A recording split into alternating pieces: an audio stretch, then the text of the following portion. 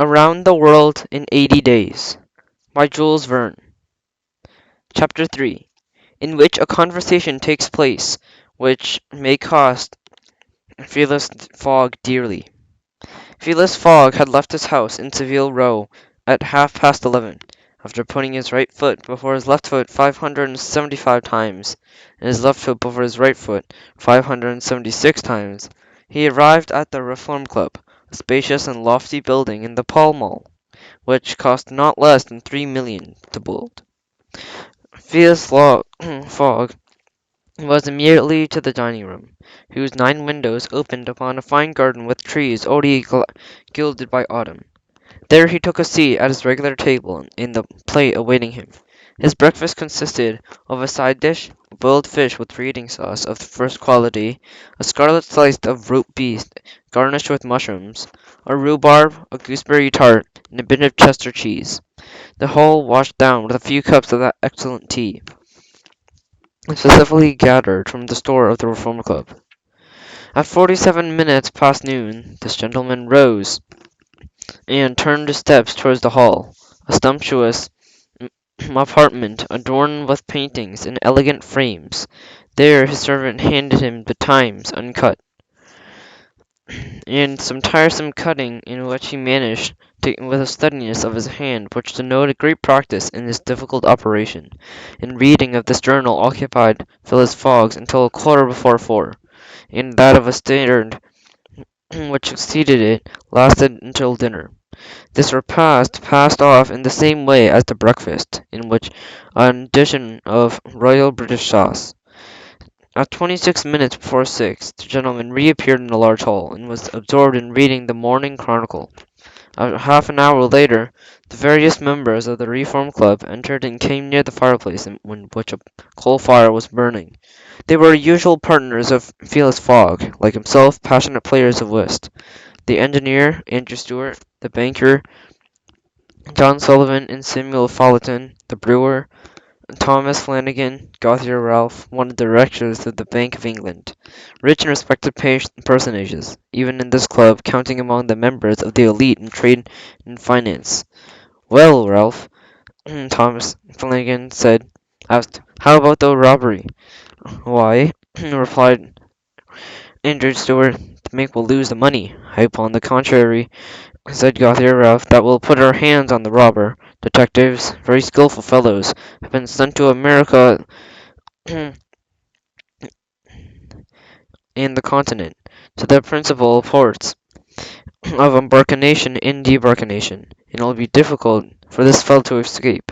"But you have the description of the robber?"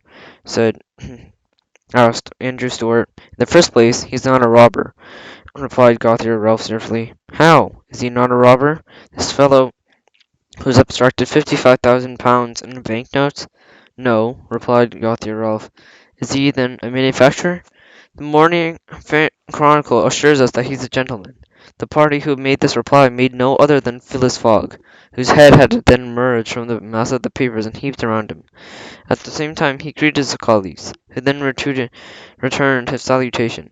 The matter of discussion, in which and which the various journals of the United Kingdom were discussing ardently, had occurred 3 days before. On the 29th of September, a pack of banknotes, making enormous sums of £55, had been taken from an counter of a principal cashier of the Bank of England.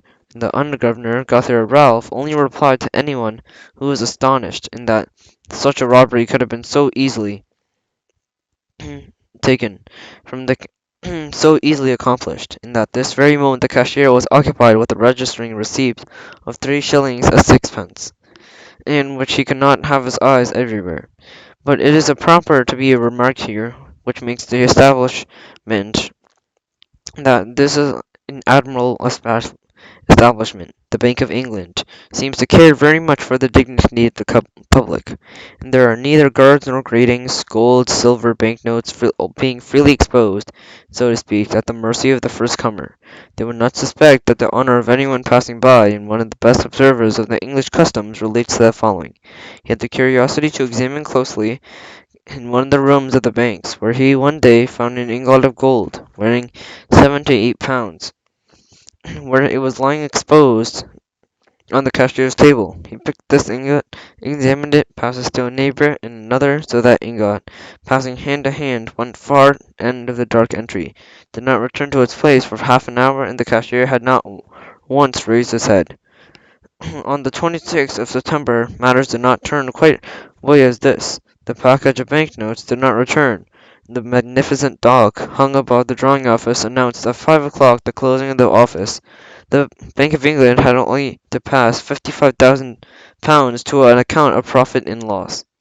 The robbery had been duly known. Agents, detectives, and selected from the most skilful were sent to their principal ports, Liverpool, Havre, Suez, Britain City, New York, etc., with a promise, in case of success, a reward of true of £1,000 and 5% of the amount recovered. Whilst waiting for the information in which the investigation commenced immediately ought to furnish.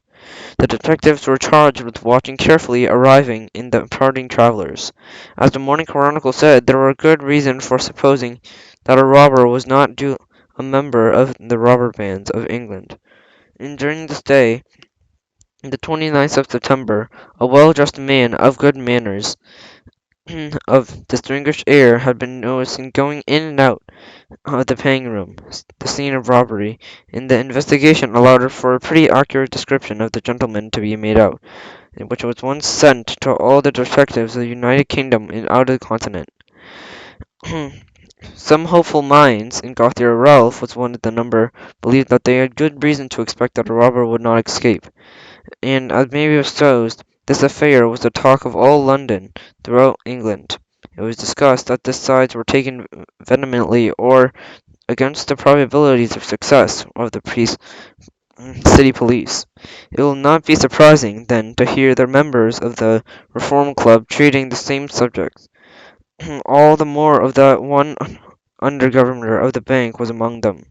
Honourable Gauthier Ralph was not willing to doubt the result of the search, considering the reward offered ought to be sharpened particularly at the zeal and intelligence of agents, but his colleague, George Stewart, was far from sharing his confidence.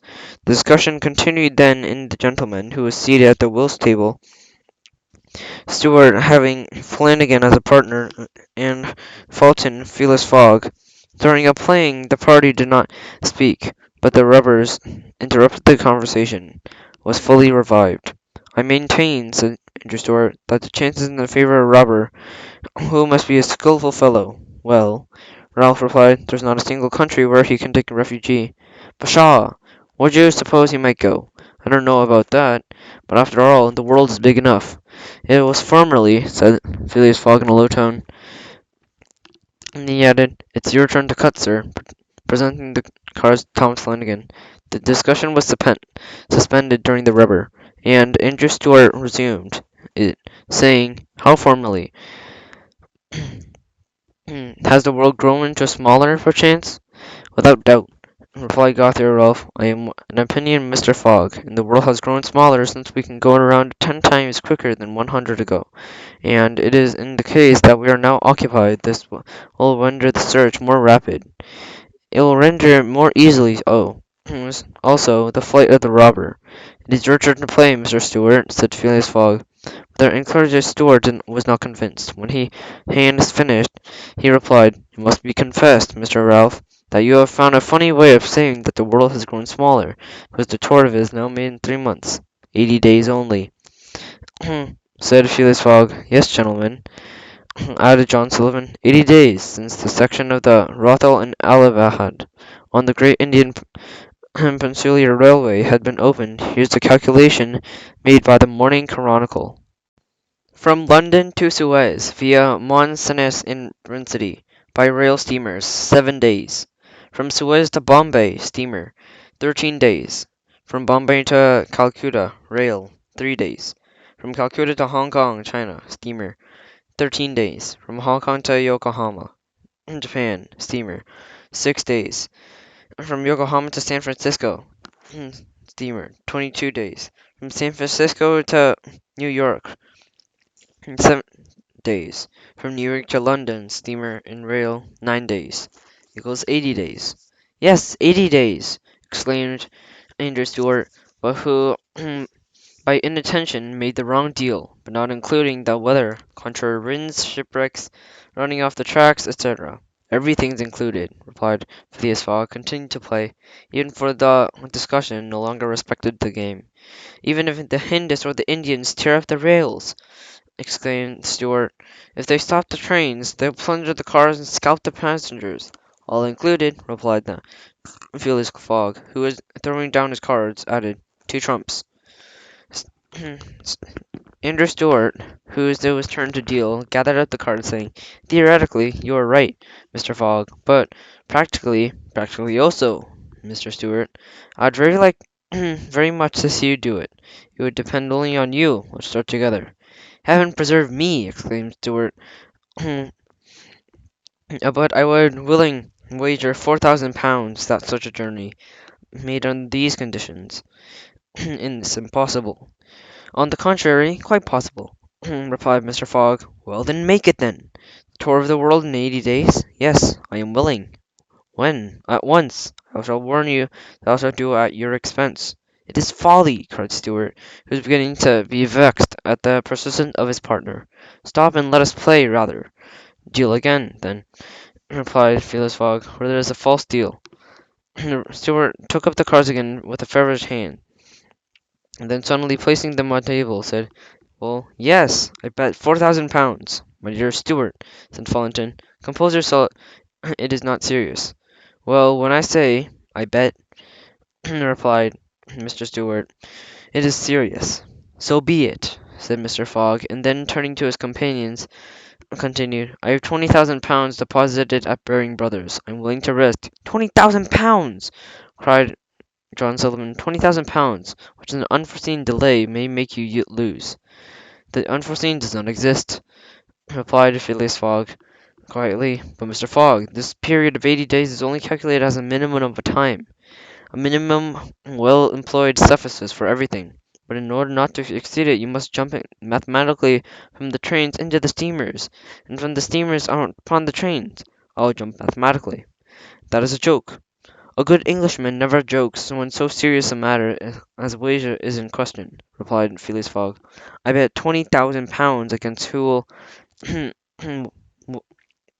will that I make the tour of the world in 80 days or less. That is, 1920 hours, or 115,200 minutes. Do you accept?"